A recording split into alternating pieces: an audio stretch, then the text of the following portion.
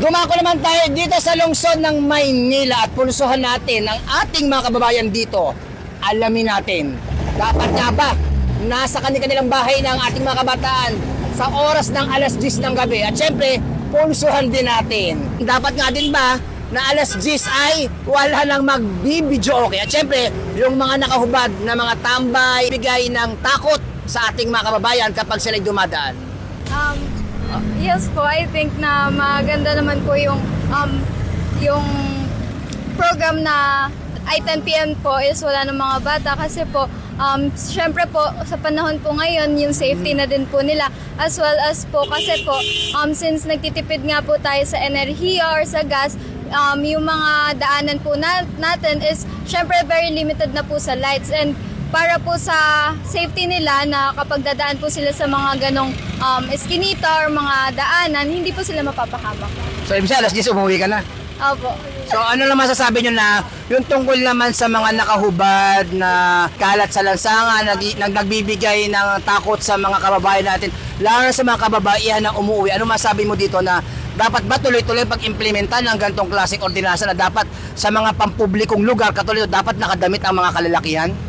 For me po, mabuti rin po siyang program po for me as a lalaki rin po. Kasi po, minsan po kasi pag lumalabas po yung mga lalaki or kami mga lalaki na kabad, parang meron na pong stigma na parang manyak, ganun po, para mambobo. So for me po, mabuti rin po siyang program para rin po protektahan din po yung privacy part natin as a lalaki ng ganito. Kailangan din po natin protektahan na yung katawan natin is katawan din po natin na hindi po natin siya ipakita sa iba po. Na dapat yung mga kabataan dapat alas 10 ng gabi ay nasa bahay na okay lang ba itong ganito? May curfew. May curfew kabataan. Tama ko yun. May curfew sila mga kabataan para di magulo. Malaking tulong po. Okay naman po pag po na, mga kabataan na nasa loob na ng pamamahay ng ganong oras. Puti yun para maiwas mga gulo-gulo. Okay lang yun, dapat nga yun. Para safety na sila. Mas okay na yun kung merong nagbabawal na yung mga kabataan is wala na sa kalsada. Dapat ganong oras na sa loob na sila ng bahay. Yung mga nagbibidyo kay alas 10 na dapat natutulog na. Dapat yung mga nagbibidyo okay, kung on time na 10 o'clock talaga, papatayin na nila yung mga video okay na lang. Oo, wala namang video okay para wala nang ingay para makapatulog ng maigi ang mga tao, makapagpahinga. Para yung mga bata hindi mapariwara sa kalsada. Katulad ng anak ko, gusto ko nasa bahay pagka alas 10 na. At saka para maiwasan na din yung mga hold up or yung mga kinikidnap na bata. So, kaway-kaway muna tayo guys. Kaway. So, andito, yon. So, andito tayo ngayon para alamin natin sa ating mga chikiting, sa ating mga kids, kung mabisa ba na dapat na ang mga bata sa ganitong oras, alas 10 ay nasa loob na ng bahay at hindi napakalat. Tama nga ba ang ginagawa nating mga kapulisan na ipatupad ang ganitong klaseng ordinansa? Sa palagay mo, tama ba? Opo. Bakit? Anong tulong magagawa nun? Upang walang mga batang mawala at maligaw. Malaking tulong po to sa aming mga magulang upang hindi po sila mag-alala. Ba na may patupad yung ordinansa na dapat yung mga kabataan alas 10 mo na sa bahay na? Yes, dapat.